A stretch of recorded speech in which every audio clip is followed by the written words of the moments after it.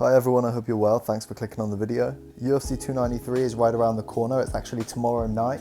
And right now I'm really enjoying this media run of Sean Strickland. It seems like the whole world is kind of taking a shine to him right now, right?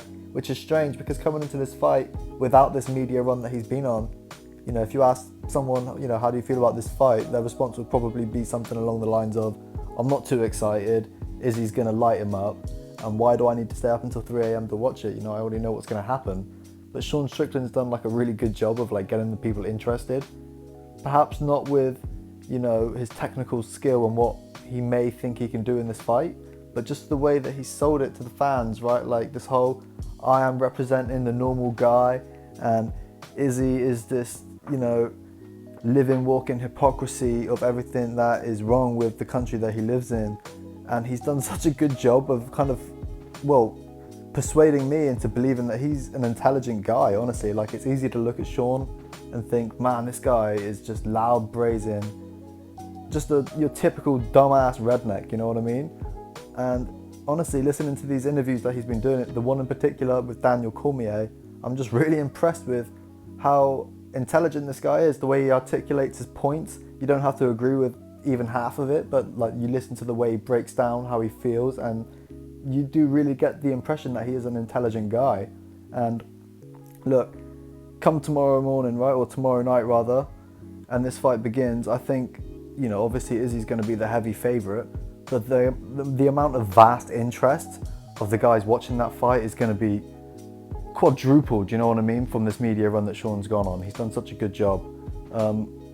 I like how he's been comparing himself to like Michael Bisping, right? And the fight that he had with Anderson Silva, because I actually agree with that a lot. Of course, everyone can make that impression with Izzy that, he's very similar to Anderson Silva, right? And for Sean Strickland, he fights very similarly to Bisping, right? And, neither of those guys bring anything major to the table, you know what I mean? They're not the best striker, they're not the best grappler, they don't have the slickest jiu-jitsu, but they've got that dog in them, you know what I mean? And they'll just march forward the whole fight. They've both got great cardio. Perhaps, Bisping is on another level, but you can see how, it's easy to make that comparison. And again, going into that fight at the time, no one would have pegged Michael Bisping to win that fight. And just like Izzy, when he fought Kelvin Gastelum, no one would have ever have thought that Kelvin Gastelum would give Izzy a battle like that. Rock him, damn near get him out of there at one point in the fight, you know what I mean? And so I like that Sean Strickland's been pointing that out and saying, hey, I'm just here to put it all on the line, and I think I have what it takes to do something similar as to what happens in those fights. So in that aspect, I am really excited. Of course, we could all wake up Sunday morning after a long, long night, if you're in the UK like I am, saying, man, how were we all so fucking stupid to believe this guy had a chance? Of course, Izzy knocked him out in the second round, because I don't know if you guys saw that like clip of Dan Hardy breaking down like Sean Strickland's stand-up, but his reaction is very similar to mine when I think about like how Sean Strickland will fare on the feet against Izzy. He bites onto every little feint. His hands are twitching. He's throwing his waist either side. He's begging to be kicked in the head.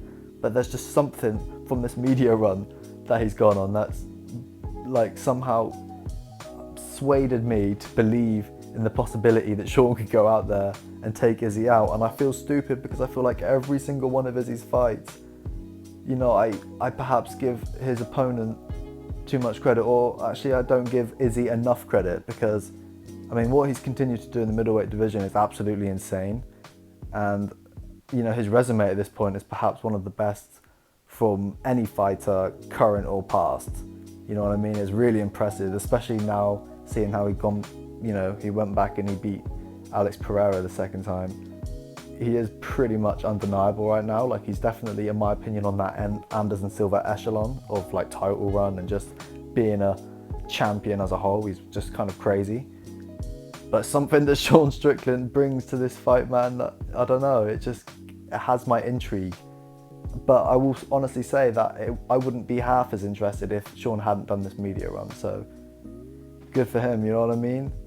I'm really looking forward to the fight. Also, there's a bunch of other kind of decent fights on the card too. Tai Tuivasa versus Volkov. Is it Volkov? That big Russian motherfucker. That, perhaps could be an interesting fight. I probably would expect Tai, Bam Bam to walk away with a KO victory in that one. Trying to think of everything else that's had me intrigued about this card. I watched the press conference yesterday, and that kind of had me bursting out laughing at times, actually, again, because of what Sean's bringing in terms of entertainment value. I had no goddamn idea about any of this stuff with Izzy and this weird dog fetish situation. It's fucking strange. It's such a weird one that I don't even know how to feel about it. Like, he is literally a real life anime character just doing the weird, fruitiest shit. And the fact that this hasn't been pointed out to me already after like him being on top for this long is kind of crazy. Like, I don't understand how I didn't know this about the guy. It's so weird.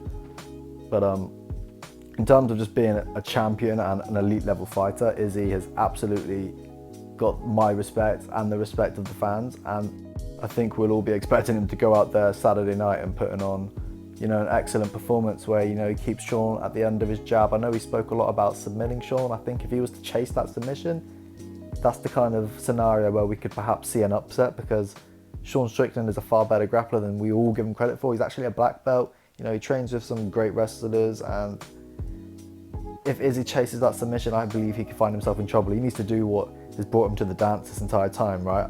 Which is keep him at the end of his jab, set him up with kicks later on in the fight, leg kick.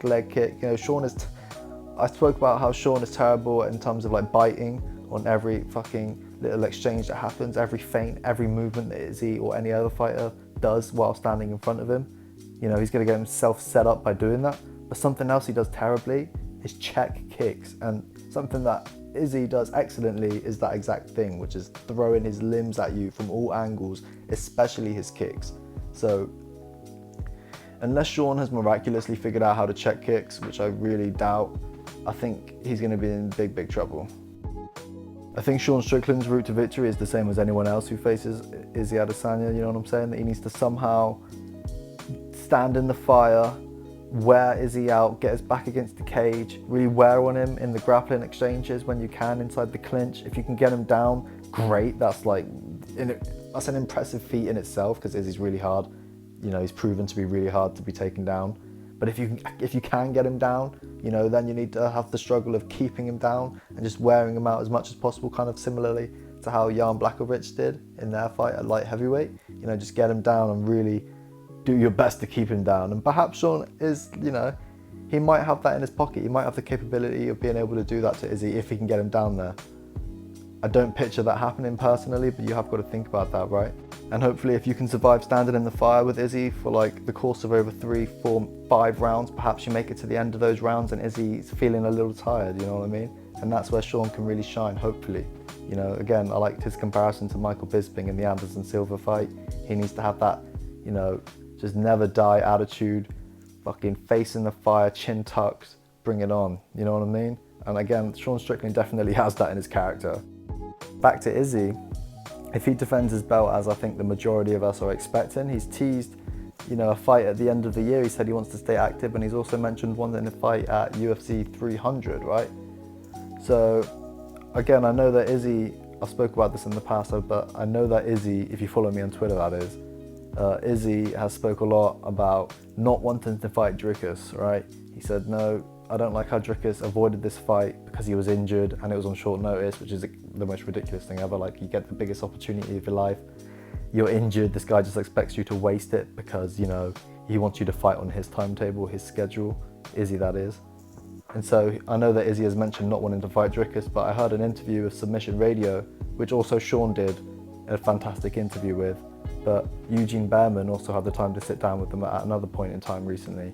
And he mentioned how, he had said that Dricus would definitely be Izzy's next fight. That's the fight he would like to see him in, and that's the fight that makes sense, right? Dricus is the rightful #1 contender, and I know that Eugene's opinion bears a lot of weight in that camp. Of course, he's the head coach, those guys all respect him a lot. So I expect Izzy's next fight, if he makes it past Sean, to be against Dricus, perhaps even as early as December, January, you know what I mean?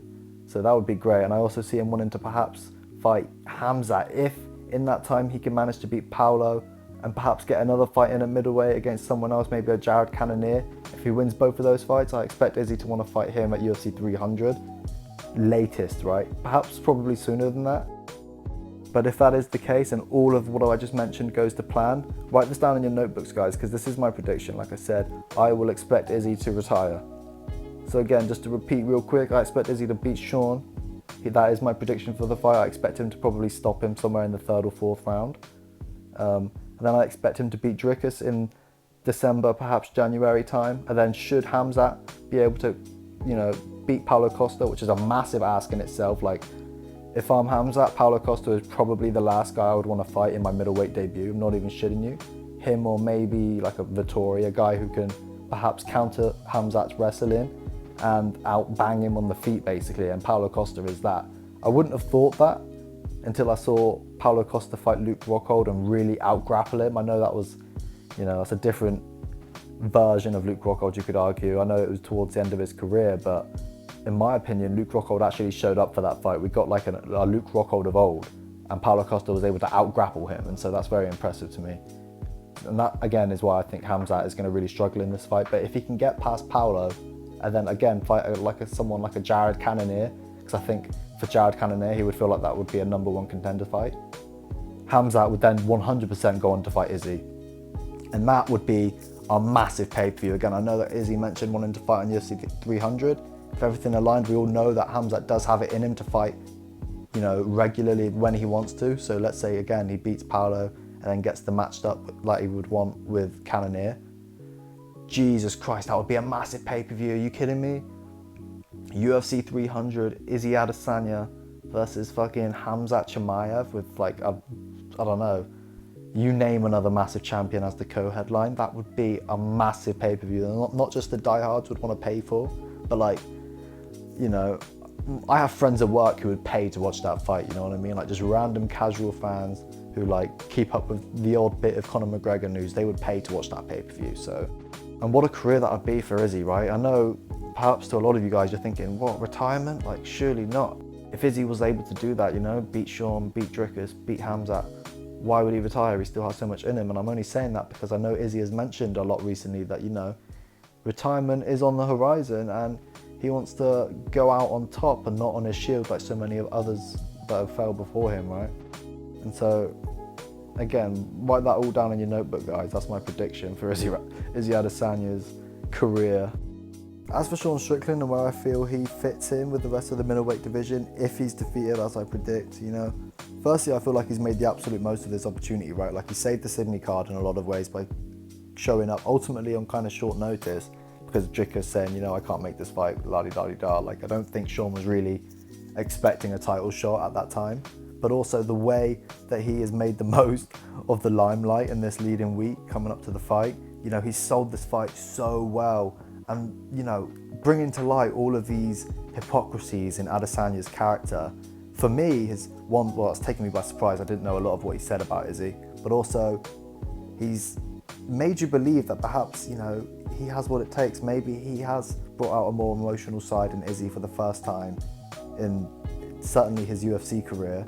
And perhaps, the gods will let the cards fall as they may and Sean walks away with the belt at the end of tomorrow night. So, should he not, as I predict, unfortunately for him, I think, he's still going to be right there with the top 5 guys, you know what I mean? I think you could argue he beat Cannonier, so perhaps a rematch there at some point, but he's just still going to... Sean Strickland's a guy he can hang out in the top 10 of whatever division he's in, honestly, because of like what he brings to the table and the team that he's with. And so I don't expect anything negative of Sean's career, necessarily to happen after a defeat on Saturday night. You know what I mean? I think he's done great. I haven't looked at like his social media pages, but I bet his fucking follower count has just skyrocketed this week. So I'm sure he'll do fine. I saw that he got sponsored by Monster as well. So I'm sure he's making more money now than ever. It's that Izzy effect, right? You fight one of the biggest stars in the UFC. If you make the most of it, you can earn a lot of money. So good for Sean. I don't think he has anything to worry about. And the way he's come off all week is certainly so chilled. I don't think he's worried about it either. So good for Sean, you know what I mean? For now though, guys, that brings us to the end of the show. Please leave a comment down below and let me know how you feel about this format of content, right? Where I'm just kind of chilled, spitballing, talking about the fight game, upcoming fights, fights that have been rumoured, just random hot topics in the world of MMA, which there are a lot. You know, I could talk all day. I can pump these shows out all the damn time if I wanted to. There's so much going on in the fight world. So let me know and leave a like, guys. Thank you.